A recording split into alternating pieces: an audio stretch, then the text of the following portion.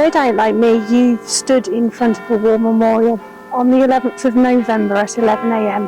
and observed a minute's silence. Millions of people around the world do it, but why do we do it? Whose idea was it? And when did it start? Also, why do we have war memorials? In this series of videos, I'm going to tell you the story of how these came to be, whose idea it was to have a minute's silence, why we have different designs of war memorials, why we have them, and why we wear a poppy.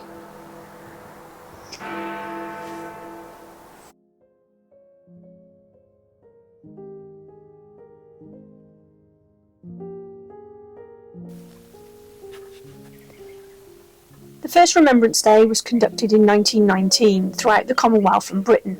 Originally called Armistice Day, it commemorated the end of hostilities of the Great War in 1918.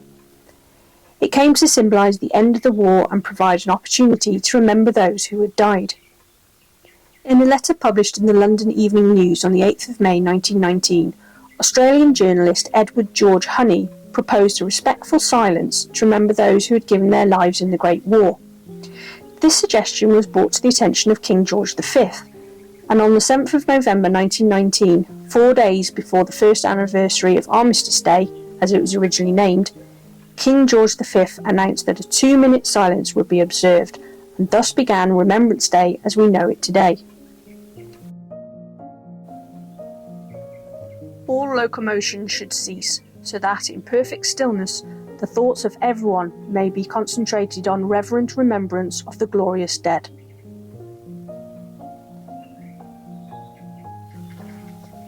Two features of that first Armistice Day are still central to today's commemoration: the 2-minute silence and the cenotaph in Whitehall.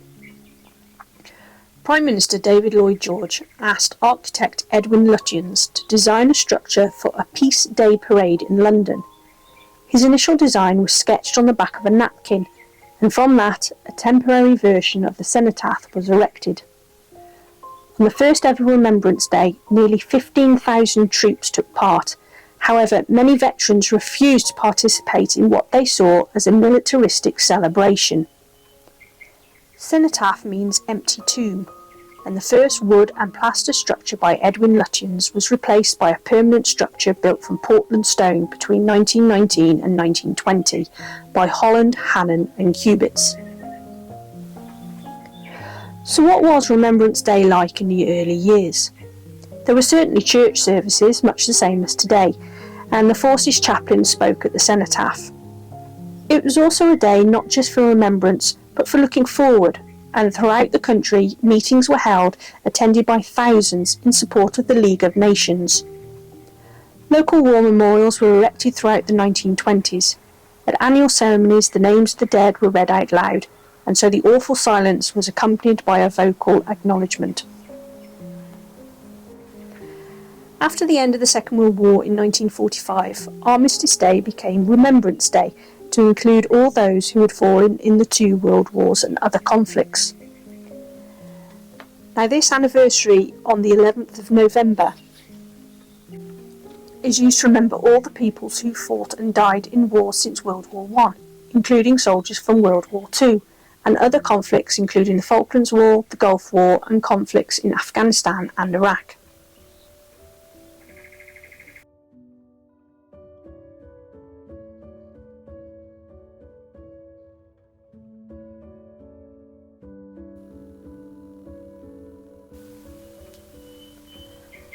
The red poppy was first created as a symbol of remembrance by an American, Miss Moyna Bell Michael, a professor at the University of Georgia. She was inspired on the 9th of November 1918 by the poem In Flanders Fields by Canadian John McCrae, with its opening lines referring to the thousands of poppies that were the first flowers to grow in the churned up earth of the battlefields and on soldiers' graves. She wrote a poem in response called We Shall Keep the Faith, and vowed to always wear a red poppy as a symbol of remembrance for those who served in the war. Moyna Michael threw her efforts into campaigning to get the poppy adopted as a national remembrance symbol. 2 years later, the National American Legion's conference proclaimed the poppy as such. Among those at the conference was Madame Anna E. Guerin of France, who saw poppy sales as a way of raising money for the benefit of the French people, especially the orphan children, who were suffering as a result of the war. Having organised the sale of millions of poppies made by French widows in the United States, in 1921 she sent her poppy sellers to London. Field Marshal Douglas Haig, a senior commander during World War I and a founder of Earl Haig's British Legion Appeal Fund, later the Royal British Legion, was sold on the idea, as were veterans groups in the Commonwealth. So in 1921, the newly established Legion sold its first Remembrance poppies, and so the tradition began. 9 million poppies were sold by the 11th of November 1921. The poppies sold out almost immediately, and that first ever poppy appeal raised over £106,000, a considerable amount of money at the time. This was used to help World War I veterans with employment and housing. The demand for poppies in England was so high that few were reaching Scotland. Earl Haig's wife established the Lady Haig Poppy Factory in Edinburgh in 1926 to produce poppies exclusively for Scotland. Selling poppies proved so popular that in 1922 the British Legion founded a factory, staffed by disabled ex-servicemen, to produce its own. Today, over 45 million poppies a year are crafted in an operation involving just 40 full-time employees, many of whom are disabled ex-servicemen.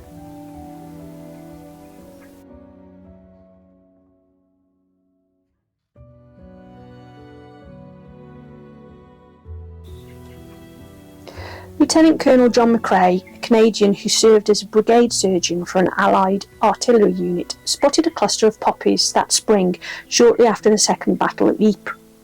McCrae tended to the wounded and got a first-hand look at the carnage of that clash, in which the Germans unleashed lethal chlorine gas for the first time in the war. Some 87,000 Allied soldiers were killed, wounded or went missing in the battle, as well as 37,000 on the German side. A friend of McCrae's, Lieutenant Alexis Helmer, was among the dead. Struck by the sight of bright red blooms on broken ground, McCrae wrote a poem, In Flanders Field, in which he channeled the voice of the fallen soldiers buried under those hardy poppies. Published in Punch magazine in late 1915, the poem would be used at countless memorial ceremonies and became one of the most famous works of art to emerge from the Great War. Its fame had spread far and wide by the time McCrae himself died from pneumonia and meningitis in January 1918.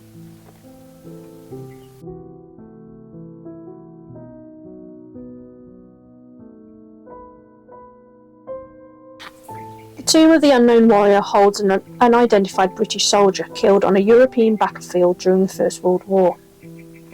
He was buried in Westminster Abbey, London, on the 11th of November 1920, simultaneously with a similar interment of a French unknown soldier at the Arc de Triomphe in France, making both tombs the first to honour the unknown dead of the First World War. It is the first example of a tomb of the unknown soldier. The battlefield that the warrior came from is not publicly known and has been kept secret so that the unknown warrior might serve as a symbol for all of the unknown dead wherever they fell. The idea of a tomb of the unknown warrior was first conceived in 1916 by the Reverend David Railton, who, while serving as an army chaplain on the Western Front, had seen a grave marked by a rough cross, which bore the pencil-written legend, An Unknown Soldier of the Black Watch. He wrote to the Dean of Westminster in 1920, proposing that an unidentified British soldier from the battlefields in France be buried with due ceremony in Westminster Abbey, amongst the kings, to represent the many hundreds of thousands of Empire dead. The idea was strongly supported by the Dean and the then Prime Minister David Lloyd George.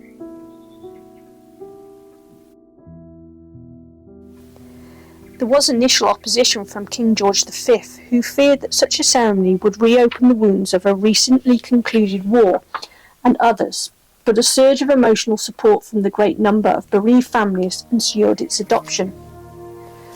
Suitable remains were exhumed from 6 principal battlefields: the Aisne, Marne, Cambrai, Somme, Arras and Ypres, and brought to the chapel at St. Paul near Arras, France, on the night of 7th of November 1920. The bearer parties were immediately returned to their units and a guard placed on the door. At midnight, Brigadier General L.J. Wyatt and Lieutenant Colonel E.A.S. Gell of the Directorate of Graves Registration and Inquiries went into the chapel alone. The remains were on stretchers, each covered by a Union flag. The two officers did not know from which battlefield any individual body had come. General Wyatt, with closed eyes, rested his hand on one of the bodies. The two officers placed the body in a plain coffin and sealed it. The other bodies were then taken away for reburial. It seems highly likely that the bodies were carefully selected, and it is almost certain that the unknown warrior was a soldier serving in Britain's pre-war regular army, and not a sailor, territorial, airman, or Empire serviceman. The coffin stayed at the chapel overnight, and on the afternoon of November the 8th, it was transferred under guard with troops lining the route from St. Paul to the medieval castle within the ancient citadel at Boulogne. For the occasion, the castle library was transformed into a chapelle ardente. A company from the French 8th Infantry Regiment, recently awarded the Légion d'Honneur en masse, stood vigil overnight. The following morning, two undertakers entered the castle library and placed the coffin into a casket of the oak timbers of trees from Hampton Court Palace. The casket was banded with iron, and a medieval crusader's sword, chosen by the king personally from the royal collection, was affixed to the top and surmounted by an iron shield bearing the inscription, "A British warrior who fell in the Great War 1914 to 1918 for king and country." The casket was then placed onto a French military wagon, drawn by 6 black horses. At 10:30 a.m, all the church bells of Boulogne tolled. The mass trumpets of the French cavalry and the bugles of the French infantry played Au Champ, the French last post. Then the mile-long procession, led by 1,000 local school children and escorted by a division of French troops, made its way down to the harbour. At the quayside, Marshal Foch saluted the casket before it was carried up the gangway of the destroyer HMS Verdun, and piped aboard with an admiral's call. The Verdun slipped anchor just before noon and was joined by an escort of 6 battleships. As the flotilla carrying the casket closed on Dover Castle, it received a 19-gun Field Marshal's salute.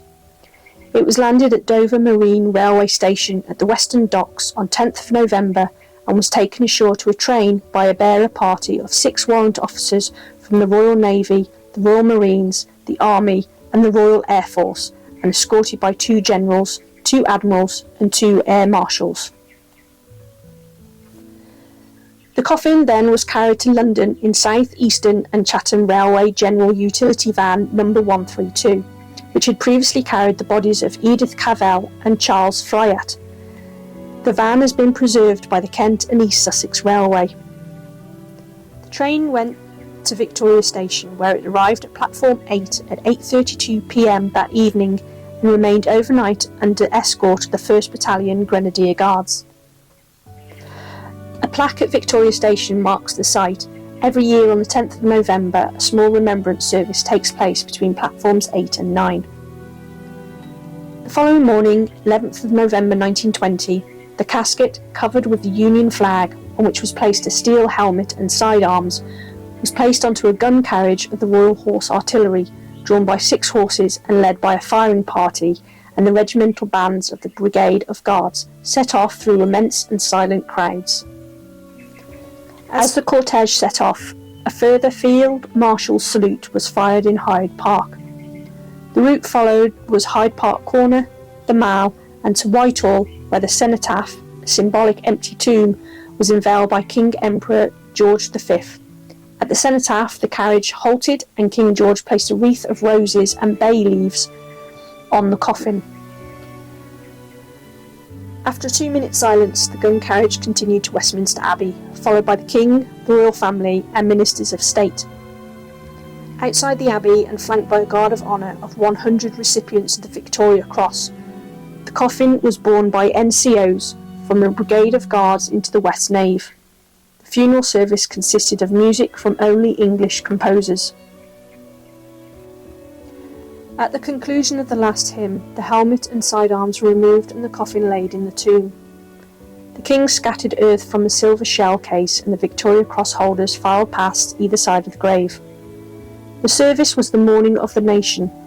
The honours that had been paid were those due to a field marshal. The guests of honour were a group of about 100 women. They had been chosen because they had each lost their husband and all their sons in the war. Every woman so bereft who applied for a place got it. The grave was capped with a black Belgian marble stone, the only tombstone in the abbey on which it is forbidden to walk, featuring this inscription, composed by Dean Ryle, Dean of Westminster, and engraved with brass from melted down wartime ammunition. The stone's inscription reads,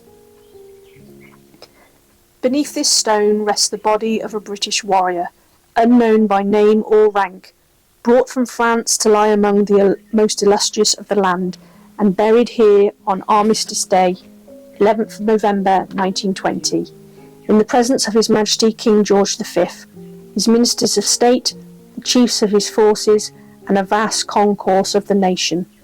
Thus are commemorated the many multitudes who during the Great War of 1914 to 1918 gave the most that man can give, life itself, for God, for king and country, for loved ones, home and empire, for the sacred cause of justice and the freedom of the world. They buried him among the kings because he had done good toward God and toward his house." After the service, ambulances full of the blind or grievously wounded servicemen came to honour their friends who had never returned home at all. However, the moving part of the occasion was only just beginning. Once the official service was over and the king had gone, soldiers, widows and remaining figures of authority alike fell in to file past the coffin and pay their respects. The VCs broke the solemn ranks and became just comrades looking their last on a comrade, the rich women and the poor, for all the open grave meant exactly the same thing. What that thing was is explained beautifully in a tribute written by James Bone. "We know you well, dear comrade. We know that to you these honours would seem the most gigantic of jokes if they were paid to yourself. Your guffaws would burst the coffin. But you understand us. It is hundreds of thousands we are honouring in your person. Because you are nameless and were forgotten, we choose you. You represent them all." This is the secret of why the tomb of the unknown warrior so moved the British people and still does today. For all anyone knew, it was their loved one, their friend, their brave colleague who was so tantalisingly close and so very honoured. That is why, according to the First World War by Ian F.W. Beckett, 40,000 people visited to pay their respects on that first day alone. In the days that followed up to the 27th of November, 1.5 million would make the pilgrimage to Westminster Abbey to weep and lay flowers. Meanwhile, other nations created their own shrines in imitation, with France holding its own commemoration of the unknown warrior on the same day as the British burial.